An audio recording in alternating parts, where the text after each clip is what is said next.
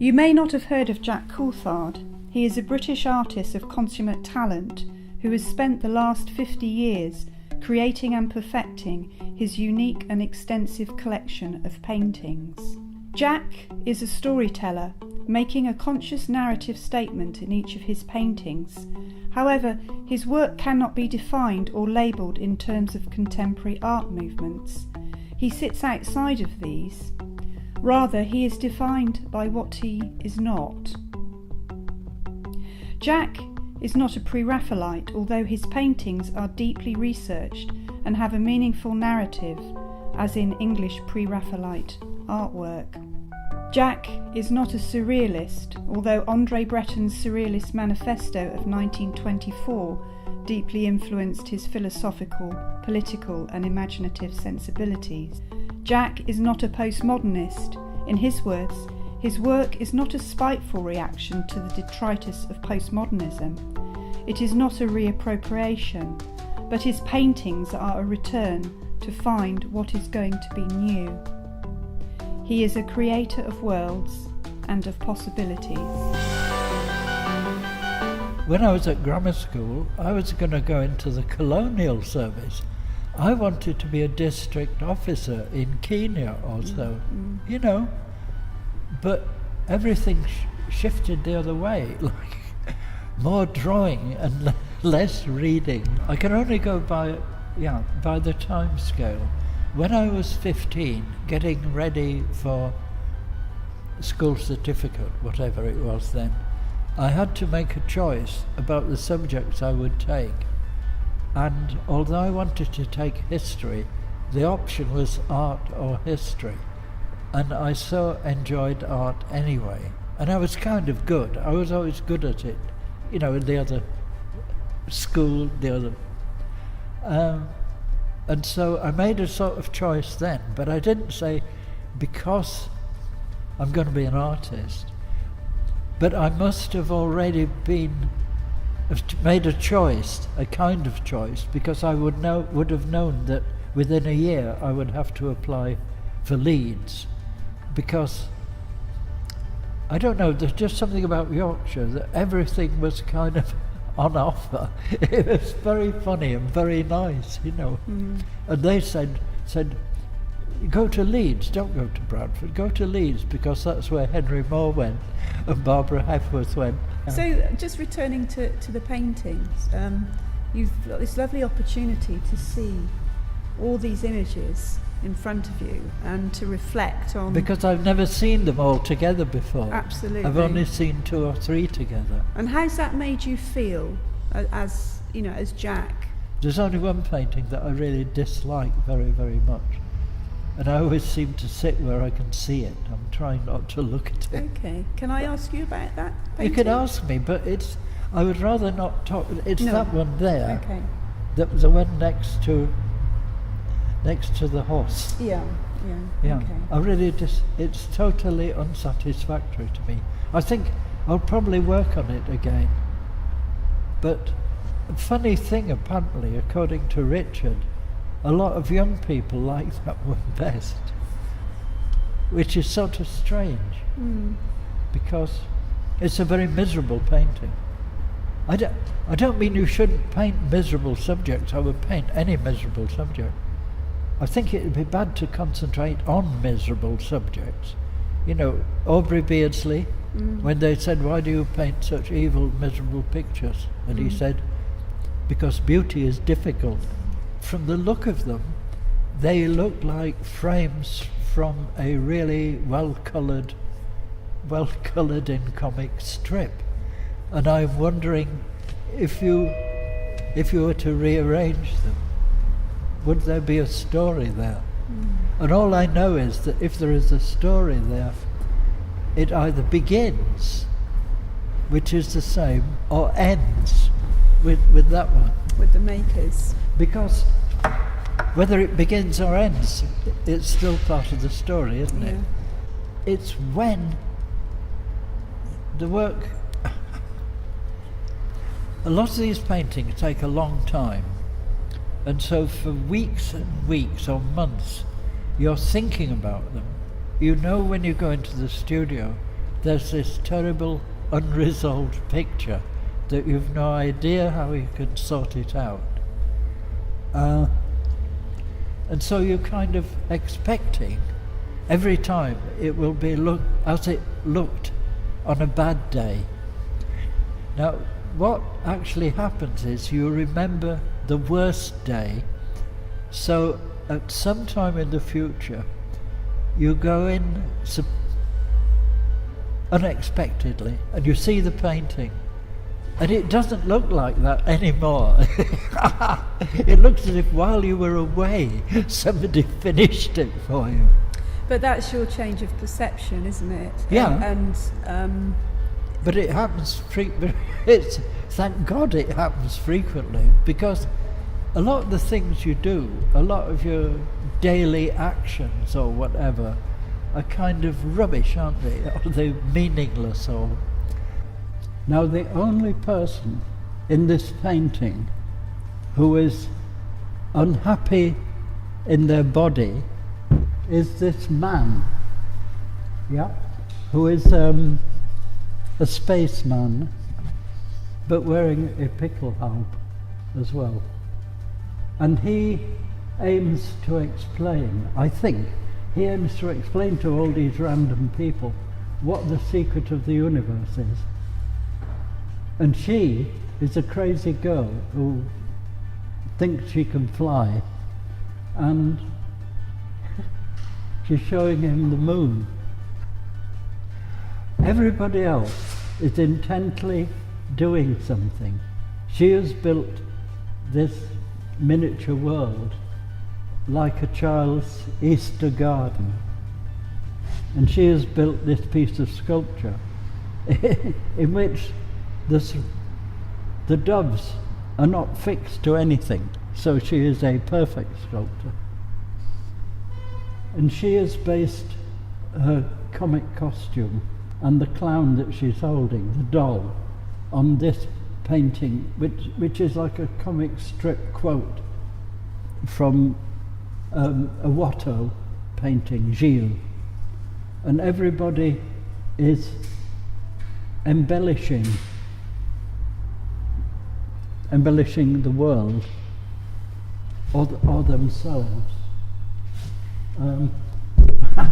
So I think that's kind of that's what happiness is. And this is different from a lot of the others because they're showing people still in conflict with their mind place. Maybe not the white caravan, because she is happy with that. But everybody else is in some circumstance which they find disturbing, or in good ones are in the process of overcoming the disturbance. There are several that I could show you. That the flying Salvation Army girl with the dwarf, this dwarf as a symbol for spiritual destruction, that she has actually decorated him to say, yeah, you're part of the real world as well. Do you identify with this character? No, I identify with the women. Okay. Because the women are the winners, and I would always like to be on the side of the winners. And I don't think I'm that stupid anyway. I mean, I would like to be a spaceman, but I'd rather watch the girls. Who is dancing on a dwarf, who is the symbol for spiritual destruction. And so, in a way, she is punishing, maybe destroying the dwarf. But in this one, she's given him a crown of daisies, because I think she's recognized that he is also part of the world, and you cannot remove parts of it. It's always going to be there. So he's just as nasty a dwarf as he is in my other painting, but he's made prettier because he's got these daisies. So he's backed up by civilization, which is a Parthenon. we've said that these paintings can be a kind of textbook of how to make paintings of this kind, but it's also got a philosophical side, which is, I think, it's ever so hard to simplify it, but it's that you're aware, we are all aware that the world is full of contradictions and rival forces, all of which we find drawn to. Maybe because we're educated in these things, or maybe they're attractive in themselves. But we recognize all these conflicting images, conflicting concepts of what being alive is. And usually, education says, state education says, you put your money on the powerful one. You put your money on the establishment because you know that every establishment is backed up by libraries of proof for that doctrine. Yeah? And so it's easier to read your way into belief, provable belief, because all the arguments have been said, rather than put yourself adrift.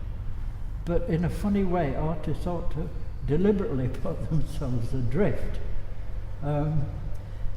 Maybe to the extent of making a counterculture, if that idea is possible. And we know from history there have been countercultures which have a stronger mythology than the establishment mythology. So what is unique about your paintings that would make somebody want to buy one? Oh, God. That they can look at them for a very, very, very long time. Like most paintings, I think, except Van Eyck and Bruegel and millions of other good ones. You don't want to actually look at the painting very long, because after a bit you start seeing the brush marks and things. Whereas these paintings, because you can't see the brush marks, because, I mean, this is really part of my reaction to the 20th century, that a painting was being judged by the character of the brush marks. And it's not a thing that should really be in people's minds when they look at a painting, I think. The nicest thing I ever saw was these two old ladies in the National Gallery. And I saw them twice. I saw them where there were some Impressionist paintings, and one old lady said to the other, how you look at them, you have to half close your eyes and get well back from them. And I agreed, yeah, that's often how Impressionist paintings work. But then I saw them again when they were looking at the Jan van Eyck Arnolfini. And she said the same thing. And I'm saying, no, you don't. You get as close as you can. Well, anyway, I like the idea that you can look at them for quite a long time. I mean, I did them, but I can still look at them for a long time. Because that is hard. Why? Because to me they are reassuring. Like a lot of the time, if you're alive, you're not sure. You feel very uncertain. You know? Well, I do anyway. And you do, say you're a teacher, say you're with kids. A lot of the time you feel very unsure, don't you? Because kids can do really surprising things, and what do you do then? So I like the idea of a thing where you can be reassured by looking at something. A kind of worksheet that somebody else could take up quite easily. Especially young people, if they can draw a bit. if they can draw. Do you say that cynically about young people? Hell no, no, no. No, but because art schools work for quite a long time, since the beginning of the bad, where it wasn't necessary to draw at all. Yes, yes. It was just necessary to think ideas and agree on things about colour and such and such. But no, so it now looks to me as if I have invented a system. Well, which is kind of funny, because I didn't intend to. I just wanted to sort it out for myself. But I can see it's a usable system. Well, I know, I don't just see it. People say to me, young students say, they're going to do some of these. Well, that can only mean that the method is fairly clear and it works. So you understand about a methodology that's coming out of your work, but what about the narratives within that method? Because every single painting has such a unique narrative. Yeah, but people are like this anyway, that everybody's head is full of stories or speculations, or I was going to say even, but I don't mean it, even memories are full of totally different memories from other people. And so everybody has their own dictionary, their own encyclopedia, and these happen to come from mine. But there's no reason why somebody else's painting should include any of the images in this, but their own images, which the act of painting is to make these images real so that other people share them. Unlike me saying to you the story of my great uncle Harrison, that means absolutely nothing. But if I show you a picture of where this, yes. Yeah. Yeah, But then you see what I feel the lack of is, this is so difficult to talk about, a common way of seeing, a common way of describing in drawing and painting what the world looks like, what other people really look like now. And a lot of these images are about what people looked like then, yesterday. And except this one, I think that is still what people look like now. But there's something beyond that you might be able to paint a person, maybe a real person, ideally a real person, but as they are now to everybody who sees them, to the librarian, the bus conductor, taxi driver, policeman, whoever. They will say, yeah, we've seen him, or so. He is one of us. That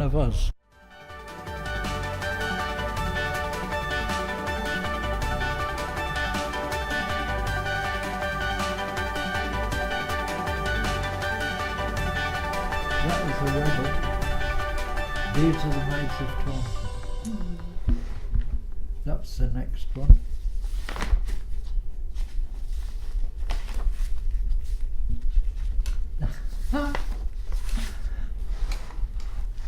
This is a lady painting a landscape,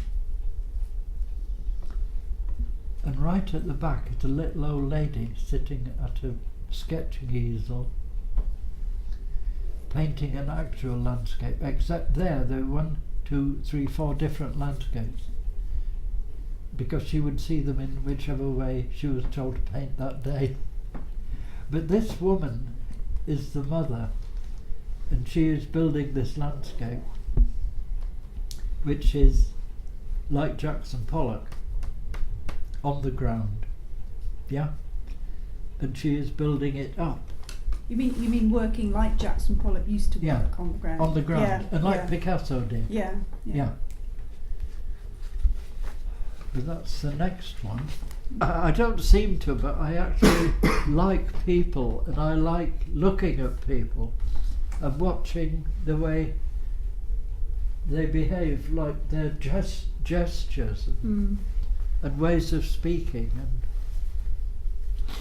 and the way their faces change from a closed face to an open face. And that would be kind of quite a good enough task to set myself. You know, like this idea that lots of people have, and I've had the idea myself, and it has been done, where you paint a set group of people like you paint your neighbours, because everybody thinks that their neighbours are not, well, some of them are a bit better than they are and some are worse than they are, but they wouldn't actually think of them being an object of study. But I like the idea that a community of people who were actually a community would have something special about themselves that would want to show in a painting. It would be good though if I could paint my own family. I think that's probably what I'm going to do.